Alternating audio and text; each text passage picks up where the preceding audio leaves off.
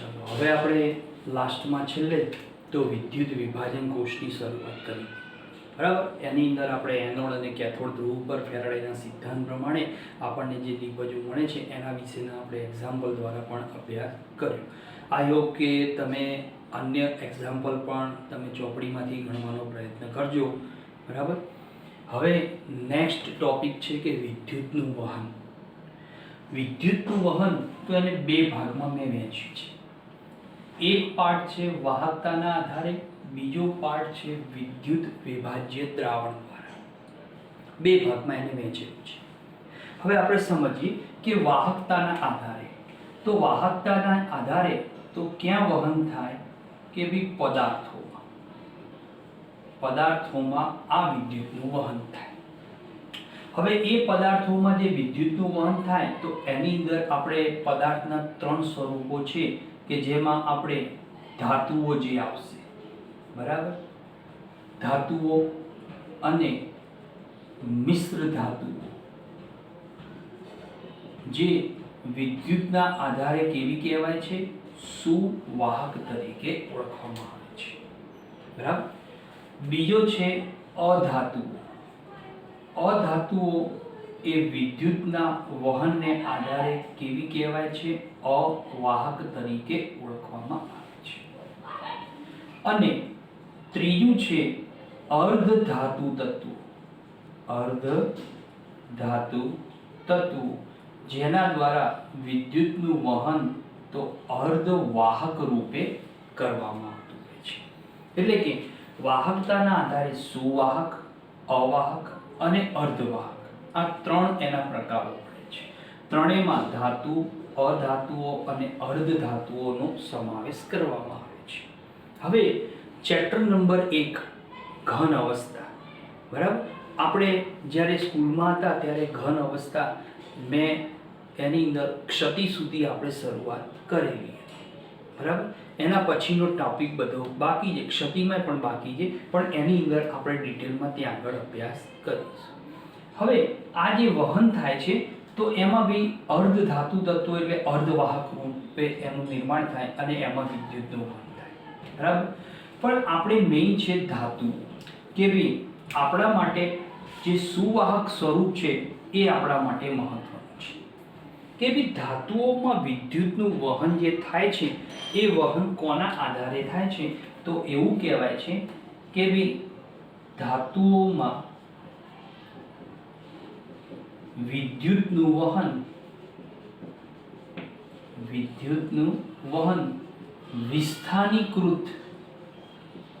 વિસ્થાનીકૃત electron દ્વારા, એટલે એને કહેવાય ઇલેક્ટ્રોનીય વાહકતા કહેવાય છે, બરાબર.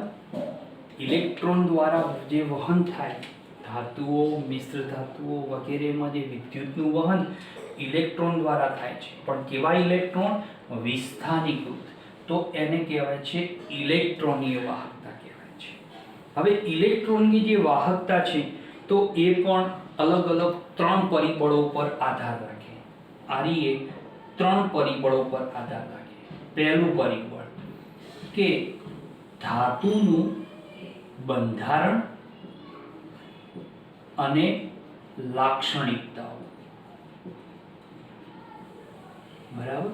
ધાતુઓનું બંધારણ કેવા પ્રકારનું છે તો આપણે પહેલા ચેપ્ટરમાં અભ્યાસ કર્યો તો કે ધાતુઓનું બંધારણ એટલે કેવા પ્રકારનું કે ભાઈ બીસીસી પ્રકારની, એફસીસી પ્રકારની, સીસીપી પ્રકારની, એચસીપી પ્રકારની, આવી બધી લાક્ષણિકતાઓ ધરાવે છે. તો એની ઉપર એનો આધાર રહેલો હોય છે. બીજું તો સેકન્ડ છે કે ભાઈ બીજું પરિબળ કે ભાઈ ધાતુ પરમાણુના સંયોજકતા ઇલેક્ટ્રોનની સંખ્યા પર.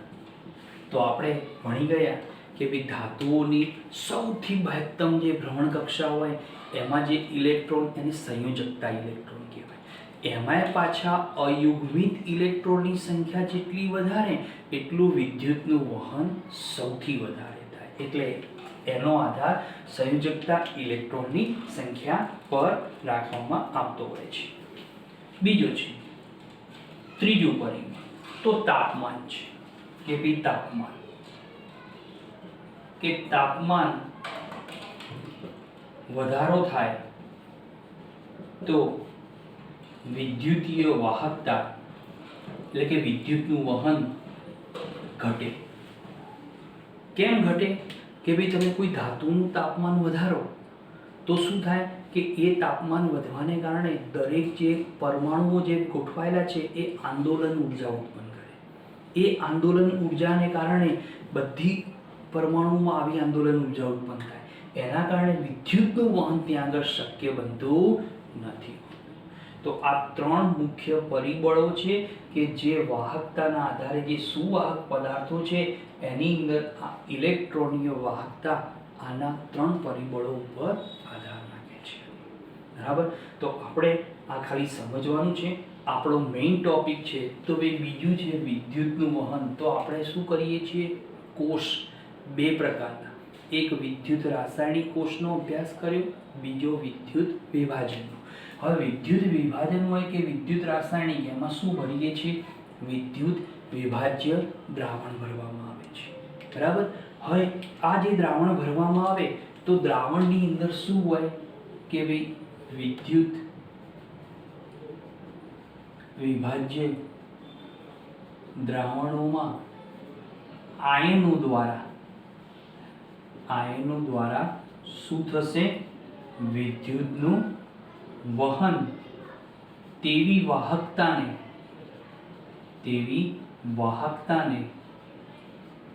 આયનીય વાહકતા કહેવાય છે. બરાબર? આ ખાસ ખ્યાલ રાખવાનો. બરાબર? તો જે આયનીય વાહકતાની વાત કરીએ તો આયનીય વાહકતા કોના આધારે? આયનો દ્વારા જે વિદ્યુતનું વહન થાય એવી વાહકતા એટલે આયનીય વાહકતા.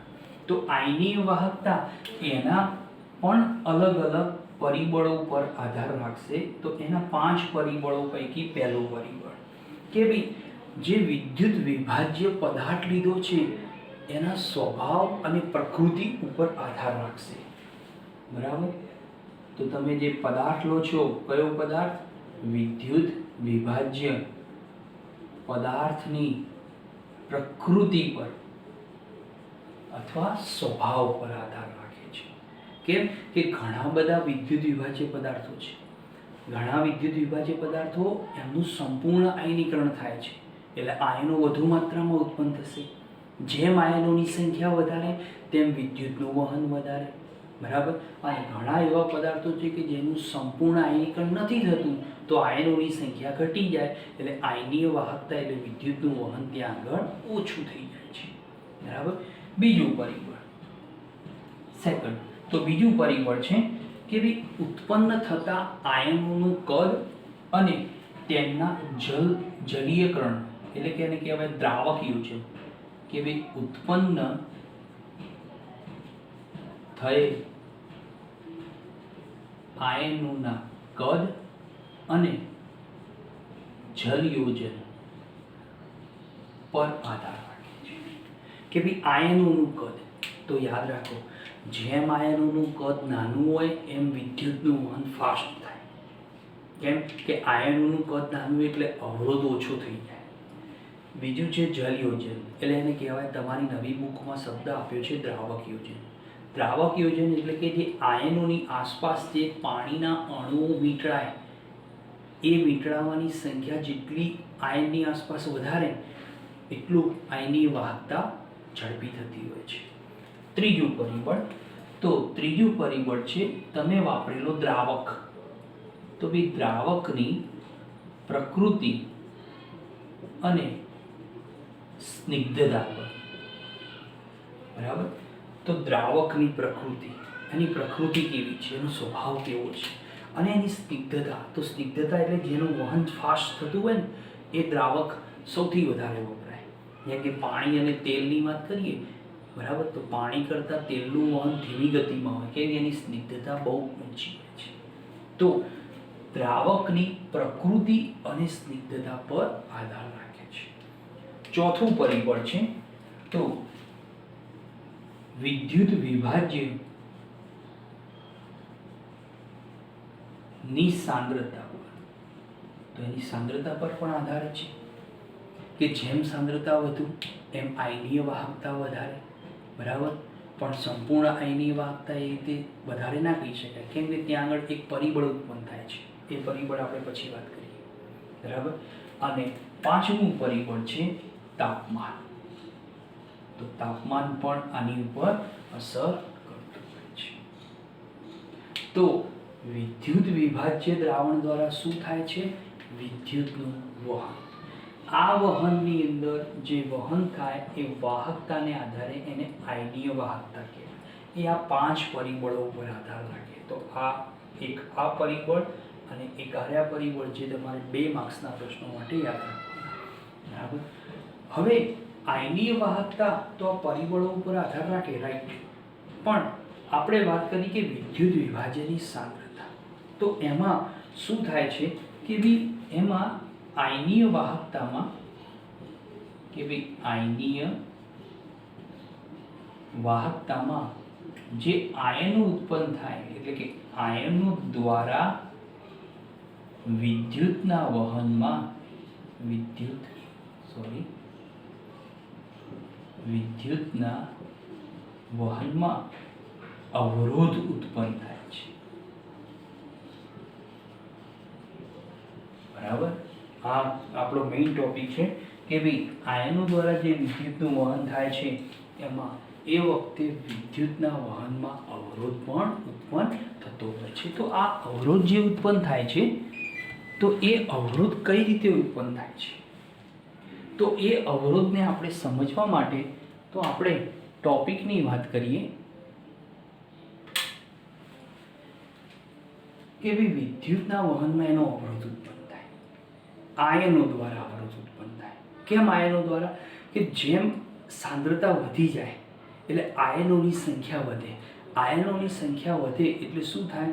એના કારણે એક આયન બીજા આયનના વચ્ચે જે વિદ્યુતનું વહન જે જવાબદારી લે એની અંદર અવરોધ ઉત્પન્ન કરે છે. એટલે આયનો દ્વારા વિદ્યુતની અંદર વહનમાં અવરોધ ઉત્પન્ન થાય. તો એ જે અવરોધ છે, તો આપણે આ ટોપિકને આપણે આખો સમજવાનું છે કે આ જે અવરોધ ઉત્પન્ન થાય કે આયનો દ્વારા ઉત્પન્ન થતા અવરોધનું મૂલ્ય કોષમાં જોડેલા વિસ્ટન બ્રિજ દ્વારા માપવામાં આવે છે, બરાબર.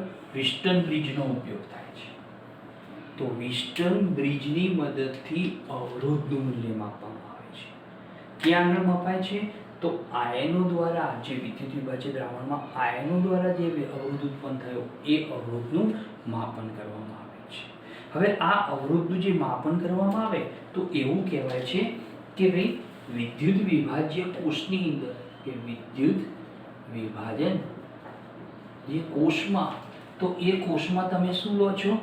તો 2 પ્લેટો. પ્લેટો એટલે કયા કહેવાય? એમને ધ્રુવો કહેવાય છે.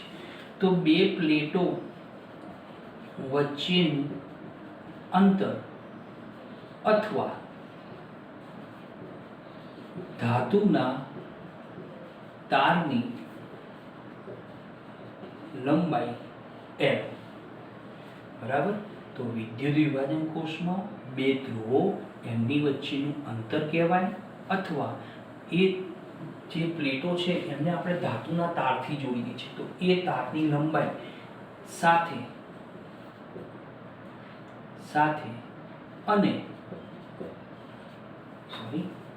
સાથે સમપ્રમાણમાં અને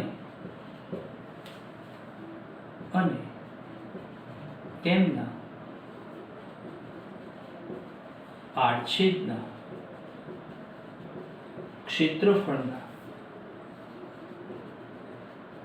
વ્યસ્ત પ્રમાણમાં અવરોધ ઉત્પન્ન થાય છે. અવરોધ ઉત્પન્ન થાય એટલે એનો અર્થ શું થયો કે વિદ્યુત વિભાજન કોષમાં જે તમે અવરોધ ઉત્પન્ન થાય છે એ અવરોધનું માપન વિસ્ટન બ્રિજ દ્વારા કરો છો. પણ એ જે અવરોધ થાય છે ઉત્પન્ન, એ અવરોધ તો બે પ્લેટો વચ્ચેના અંતર અથવા ધાતુના તારની લંબાઈ L સાથે, બરાબર, ધાતુના તારની લંબાઈ L સાથે, બરાબર, એ L સાથે કેવો હોય છે? સમપ્રમાણ. અને આડછેદના એટલે જે ધાતુના તારનો આડછેદ છે ને, અથવા તો બે પ્લેટો વચ્ચે જે પેલું પ્રવાહી ભર્યું હોય, કયું? વિદ્યુત વિભાજિત દ્રાવણ, તો એનું જે સપાટીનું ક્ષેત્રફળ હોય એમના ક્ષેત્રફળ એટલે કે એ સાથે વ્યસ્ત પ્રમાણમાં હોય છે, બરાબર. તો આ બે વચ્ચેનો સંબંધ ઉત્પન્ન થાય. એ સંબંધ એટલે કે R ચલે છે L/A વડે દર્શાવવામાં આવે છે. આ આપણને એક સમીકરણ મળે છે. કોની વચ્ચેનો સંબંધ? આયનો દ્વારા ઉત્પન્ન થયેલો અવરોધ, તારની લંબાઈ અને આડછેદના ક્ષેત્રફળ વચ્ચેનો સંબંધ મળે છે. આડછેદના ક્ષેત્રફળ સાથે વ્યસ્ત, તારની લંબાઈ સાથે સમપ્રમાણમાં હોય છે. ચલો ચલનનું ચિહ્ન દૂર કરીએ તો therefore R is equal rho into L/A, સમીકરણ 1, બરાબર, કે જ્યાં rho is equal શું કહેવાય છે? સપ્રમાણતા અચળાંક તરીકે ઓળખવામાં આવતો હોય છે, બરાબર. હવે આ જે rho છે એનો અર્થ થાય છે, આનું ઉચ્ચારણ છે rho બોલાય છે. એને સપ્રમાણતા અચળાંક કહેવાય છે. અને એનું બીજું નામ આપ્યું છે તો અવરોધકતા અને વિશિષ્ટ અવરોધ. આનું બીજું નામ છે અવરોધકતા અને બીજું એક નામ છે વિશિષ્ટ અવરોધ કહેવાય છે, બરાબર. તો આ ત્રણ નામ અને નવી બુકમાં પણ એક નામ આપેલું છે, બરાબર. તો rho તરીકે ઓળખાય છે, જેનો એકમ, બરાબર, કે rho નો એકમ SI જે પદ્ધતિ કહેવાય છે, બરાબર, SI પદ્ધતિમાં ઓમ મીટર કે ઓમ સેન્ટીમીટર વડે દર્શાવાય છે. એટલે શું કહેવાય કે 1 ઓમ મીટર બરાબર 100 ઓમ સેન્ટીમીટર કહેવાય. તો આનો ઉલટો શું થાય? તો therefore 1 ઓમ સેન્ટીમીટર બરાબર 0.01 ઓમ મીટર વડે દર્શાવવામાં આવે છે, બરાબર. તો આ એક નવો અચળાંક મળ્યો. તો યાદ રાખવાના સૂત્રો બધા રાખવા માટે કે અવરોધ is equal rho into L/A તરીકે ઓળખાય છે. rho સપ્રમાણતા અચળાંક, અવરોધકતા, વિશિષ્ટ અવરોધ, બરાબર, જેનો એકમ ઓમ મીટર કે ઓમ સેન્ટીમીટરમાં એને દર્શાવવામાં આવતું હોય છે. ત્યારબાદ બીજું એક પદ પણ છે. તો નેક્સ્ટ બીજું એક પદ પણ છે કે ભાઈ અવરોધ R ના વ્યસ્તને જલીય દ્રાવણની વાહકતા કેપિટલ G કહેવાય છે. એક નવો ફોર્મ્યુલા મળે કે ભાઈ શું કહેવાય? G એટલે વાહકતા કહેવાય છે. અને એ કોના બરાબર મળે છે? અવરોધના વ્યસ્તમાંથી મળે છે, એટલે કે 1/R કહેવાય છે. હવે સમીકરણ 1 નું મૂલ્ય ત્યાં મૂકી દઈએ R બરાબર, તો therefore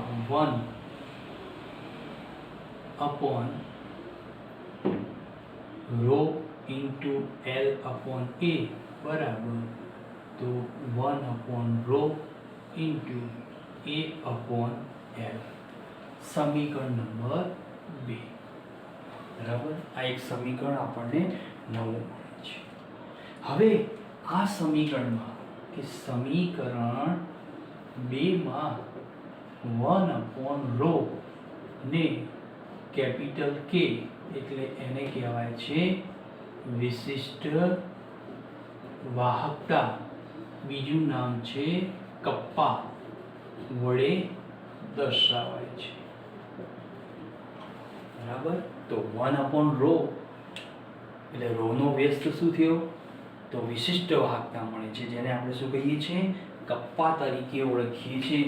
તો આપણને એક નવી ફોર્મ્યુલા કેપિટલ G બરાબર, તો 1/ρ ની જગ્યાએ આ 1/ρ છે એની જગ્યાએ કેપિટલ K ઇન્ટુ A/L સમીકરણ નંબર 3 મળે છે. બરાબર, હવે આ જે સમીકરણ 3 મળ્યું, તો સમીકરણ 3 ની અંદર તો અહીંયા તમારે એકમ એક નવો આવશે. તો એકમ છે, બરાબર, તો એકમ, તો પહેલો એકમ કે ભાઈ વાહકતા. તો વાહકતા એટલે કેપિટલ G નો એકમ સિમેન્સ એટલે કે કેપિટલ S કહેવાય છે. બરાબર, જ્યારે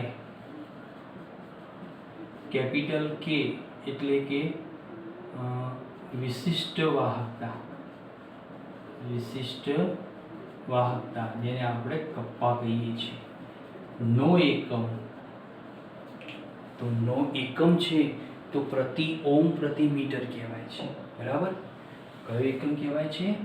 પ્રતિ ઓમ પ્રતિ મીટર. બરાબર, આ વડે દર્શાવવામાં આવે છે, પરંતુ તેને સિમેન્સ મીટર વડે પણ દર્શાવે છે.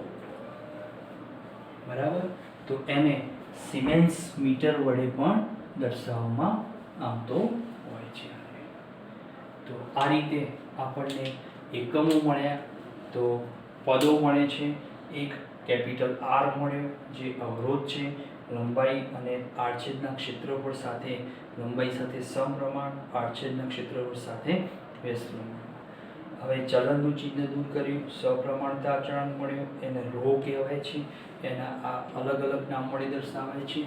કેપિટલ R નો વ્યસ્ત એટલે એ દ્રાવણની આપણને વાહકતા G કહેવાય છે. G બરાબર 1/R. તો એના લેખે આપણને એક સૂત્ર મળ્યું, સમીકરણ નંબર 2. સમીકરણ 2 માં 1/ρ છે એને વિશિષ્ટ વાહકતા કહેવાય છે. તો વિશિષ્ટ વાહકતા, તો વાહકતાનો એકમ સિમેન્સ, જ્યારે વિશિષ્ટ વાહકતાનો એકમ છે સિમેન્સ પ્રતિ મીટર, સિમેન્સ પ્રતિ મીટર અથવા પ્રતિ ઓમ પ્રતિ મીટર વડે પણ એને દર્શાવવામાં આવતો હોય છે.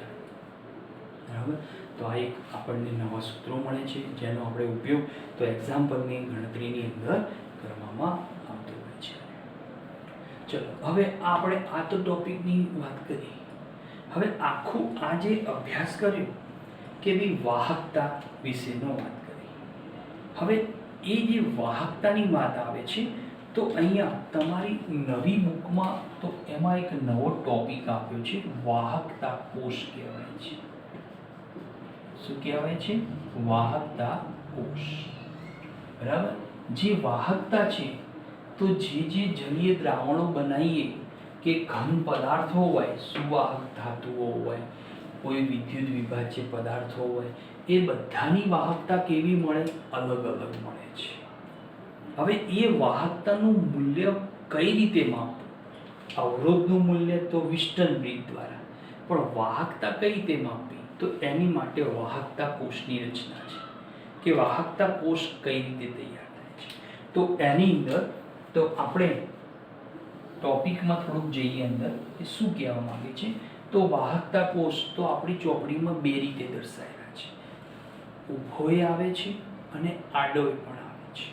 બરાબર, એની અંદર તો આપણે આડા વાહકતા કોષની અંદર રચનાની અભ્યાસ કરી લઈએ કે કેવી રચના ધરાવે છે. તો આમાં એક કાચની સખત ટ્યુબ લેવામાં આવે છે. બરાબર, કાચની એક સખત ટ્યુબ લેવાય છે. એ ટ્યુબને શૂન્યાવકાશ કરવામાં આવે છે. એની અંદર એક એનોડ પ્લેટ ગોઠવવામાં આવે છે. બરાબર, અને બીજી પ્લેટ ગોઠવવામાં આવે છે કેથોડ પ્લેટ. આપણે અભ્યાસ કરી ગયા, એનોડ હંમેશા ડાબા હાથે, કેથોડ જમણા હાથે હોય છે. હવે આ બંને પ્લેટો ગોઠવી અને એ બંને પ્લેટોને પ્લેટિનમ જે પ્લેટો છે, બરાબર, એને આ રીતે છેડા જે તે વિદ્યુત વિભાજન કોષ સાથે જોડવામાં આવતા હોય છે. એટલે શું કરવામાં આવે છે કે બે પ્લેટિનમ પ્લેટો લેવાય છે. એની ઉપર શું ચડાવ્યો હોય છે? પ્લેટિનમ બ્લેકનો ઢોળ ચડાવેલી પ્લેટ કહેવાય છે. યાદ રાખજો, પ્લેટિનમ બ્લેકનો ઢોળ ચડાવેલી પ્લેટ હોય છે. એ પ્લેટ, એકને એનોડ એકને કેથોડ, બંનેને વિદ્યુતીય તાર દ્વારા, એટલે કે કોપરના વિદ્યુતીય તાર દ્વારા એનું જોડાણ કોની સાથે થાય છે? તો અહીંયા આ જે જોડાણ આપ્યું છે, આ જોડાણ તો વિદ્યુત વિભાજન કોષની સાથે કરવામાં આવે છે. આ જોડાણ, બરાબર, તો વિદ્યુત વિભાજન કોષની સાથે આખું એનું જોડાણ કરવામાં આવે છે. હવે અંદર, તો અંદર એક દ્રાવણ ભરવામાં આવે છે. બરાબર, અંદર શું ભરેલું હોય છે? દ્રાવણ ભરેલું હોય છે. કયું દ્રાવણ હોય છે? તો વિદ્યુત વિભાજ્ય દ્રાવણ હોય છે. અંદર શું હોય છે? વિદ્યુત વિભાજ્ય દ્રાવણ હોય છે. આ દ્રાવણ ભરી અને આખો કોષ તૈયાર કરવામાં આવતો હોય છે. હવે આ જે વાત કરવામાં આવે કે ભાઈ વાહકતા કોષમાં ભરેલ વિદ્યુત વિભાજ્ય દ્રાવણની સપાટીનું ક્ષેત્રફળ એટલે કેપિટલ A કહેવાય છે. બરાબર, અને બે પ્લેટો વચ્ચેનું એકમ અંતર એટલે L વડે દર્શાવવામાં આવે છે. બરાબર, તો એના આધારે જે આપણને દ્રાવણમાં વાહકતા મળે છે, તો વાહકતા G ચલે છે આડછેદના ક્ષેત્રફળ સાથે સમપ્રમાણમાં અને લંબાઈ સાથે વ્યસ્ત પ્રમાણમાં હોય છે. બરાબર, તો આ એક નવી ફોર્મ્યુલા મળે છે, વાહકતા G બરાબર. તો વાહકતા G બરાબર ચલે છે A/L કહેવાય છે. હવે એના આધારે આપણે કોઈ પણ દ્રાવણની વાહકતાનું મૂલ્ય માપી શકીએ છીએ. હવે આ જે G મળે છે, બરાબર, તો એની અંદર આપણને A/L ની વાત કરવામાં આવે. તો ચલનનું આપણે ચિહ્ન દૂર કરીએ છીએ, તો આપણે ડાયરેક્ટ વાત કરીએ તો G બરાબર કેપિટલ K A/L, એના જેટલું જ હોય છે, બદલાતું હોતું નથી. તો એમાં જે કેપિટલ K વાત કરીએ તો એ અચળ છે, કે જ્યાં કેપિટલ K એટલે એ કેવો છે? પદ, અચળ પદ છે. કેમ અચળ પદ? કે જે વિદ્યુત વિભાજ્ય પદાર્થ હોય એની વિશિષ્ટ વાહકતા સ્થિર હોય, એ કોઈ દિવસ બદલાય નહીં. ગમે તે તમે જે દ્રાવણ ભરો છો પદાર્થનું, એ પદાર્થના દ્રાવણની વિશિષ્ટ વાહકતા કેપિટલ K એ અચળ છે, એટલે એક પ્રકારનું અચળાંક થઈ ગયું. હવે A/L ની વાત કરીએ તો A/L માં વાત કરીએ કે A, તો A શું છે? તો એની અંદર કેપિટલ A એટલે કે એનું આડછેદનું ક્ષેત્રફળ છે. બરાબર, તો અહીંયા એ આડછેદનું ક્ષેત્રફળ છે, તો L સાથે એના સંબંધની વાત કરીએ કે L સાથે આપણે એના સંબંધની વાત કરીએ તો L અને A, તો એ જેટલું મળે છે કે આડછેદનું ક્ષેત્રફળ જે A મળે છે સપાટીનું દ્રાવણની, બરાબર, એ કોના સાથે હોય છે? તો કેપિટલ વી એટલે કે દ્રાવણના કદ જેટલું હોય છે. પછી એકમ અંતર લીધું એલ, તો એલ કેટલું હોય છે? એલ બરાબર 1 મીટર જેટલું હોય છે, એકમ લંબાઈ. બરાબર, તો એના આધારે આપણને શું મળશે કે કેપિટલ જી બરાબર, ચલો એ કોના જેટલો થઈ ગયો? કેપિટલ વી જેટલો થઈ ગયો. બરાબર, એલ કેટલો થઈ ગયો? 1 મીટર જેટલો થઈ ગયો. તો આપણને કે ઇન્ટુ વી બરાબર અપોન 1, એટલે કે 1 તો લેતા નથી આપણે. તો એનો અર્થ એમ થયો કે સપાટીનું ક્ષેત્રફળ, સમજો, સપાટીનું ક્ષેત્રફળ અને એકમ લંબાઈ કેવા હોય? અચળ હોય છે, કોઈ દિવસ બદલાય નહીં. તમે દ્રાવણ ગમે તેવું ભરો પણ ટ્યુબ જેટલી છે એટલે સપાટીનું ક્ષેત્રફળ તો એટલું ને એટલું જ રહેવાનું. બરાબર, બે પ્લેટો વચ્ચેનું અંતર તો વાહકતા કોષમાં બદલાવાનું નથી. એટલે શું થઈ ગયું? અંતર સ્થિર, ક્ષેત્રફળ પણ સ્થિર, એટલે કે અચળ થઈ ગયા. બંને પદો અચળ થઈ ગયા એટલે એવું કહેવાય છે કે જ્યાં એ અપોન એલ બરાબર અચળ ઇઝ ઇક્વલ કોષના અચળાંક જેટલો હોય છે, કોષના અચળાંક જેટલો, જેને સંકેતમાં કેપિટલ જી સ્ટાર અથવા એક્સ વડે દર્શાવાય છે. બરાબર, તો કેપિટલ જી સ્ટાર અથવા એક્સ વડે પણ એને દર્શાવવામાં આવે છે. તો એના આધારે તો આપણને જે એની વચ્ચેનો જે સંબંધ મળશે, તો એક સંબંધ મળે છે કે વિશિષ્ટ વાહકતા બરાબર, આ એક નવી ફોર્મ્યુલા કે ભાઈ વિશિષ્ટ વાહકતા એટલે કેપિટલ કે બરાબર વાહકતા કેપિટલ જી ગુણ્યા કોષ અચળાંક એટલે કે કેપિટલ જી સ્ટાર. બરાબર, આ એક આપણને ફોર્મ્યુલા મળી છે. તો આ એક ફોર્મ્યુલા બીજી મળી કે વિશિષ્ટ વાહકતા, વાહકતા જી અને કોષ અચળાંક એક્સ અથવા જી સ્ટાર એ ત્રણ વચ્ચેનો સંબંધ દર્શાવતું એક ફોર્મ્યુલા છે. એ ફોર્મ્યુલા આપણે આ રીતે યાદ રાખવાનું છે. બરાબર, તો અહીંયા આખા વિદ્યુતનું જે વહન થાય એ વિદ્યુતના વહનમાં જે વાહકતા કોષ જોડવામાં આવે છે, એ વાહકતા કોષ શું નક્કી કરશે? વિદ્યુત વિભાજ્ય દ્રાવણની વાહકતા જી નક્કી કરે છે. બરાબર, આ વાહકતા કોષની રચના આડી પણ હોય છે અને ઊભો પણ સેલ જે તમારી બુકમાં દર્શાવેલો છે. બરાબર, હવે આખો વાહકતા કોષ આપણે કોની સાથે જોડીએ છીએ? વિદ્યુત વિભાજન કોષની સાથે જોડવામાં આવે છે.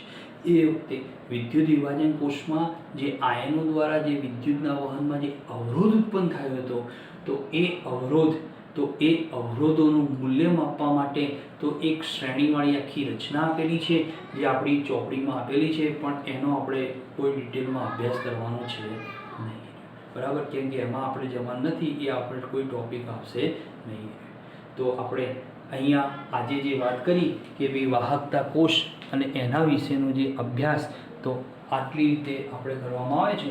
તો અહીંયા એક વસ્તુ ધ્યાનમાં રાખવાનું કે આપણે કયા કયા સૂત્રો તૈયાર કરવાના છે. તો એક આર્ય સૂત્ર યાદ રાખવાનું છે, એક આર્ય ફોર્મ્યુલા યાદ રાખવાની છે, એક વિશિષ્ટ વાહકતા કોષ અચળાંક અને વાહકતા વચ્ચેનો સંબંધનું સૂત્ર યાદ રાખવાનું છે, પછી એક અવરોધ અને રો વચ્ચેનો સંબંધનું આ સૂત્ર પણ યાદ રાખવાનું છે. બરાબર, તો હવે આની ઉપર આધારિત આપણે થોડા નાના દાખલાઓનો અભ્યાસ કરીશું. પરંતુ એની પહેલાં આપણે જે વિદ્યુત વિભાજ્ય દ્રાવણ ભરીએ છીએ, તો આ દ્રાવણ એની સાંદ્રતા, બરાબર, આ વિદ્યુત વિભાજ્ય દ્રાવણ તો એ બે પ્રકારના હોય છે, એક પ્રબળ અને બીજો હોય છે નિર્બળ વિદ્યુત વિભાજ્ય. બરાબર, આ બે પ્રકારના પદાર્થો હોય છે.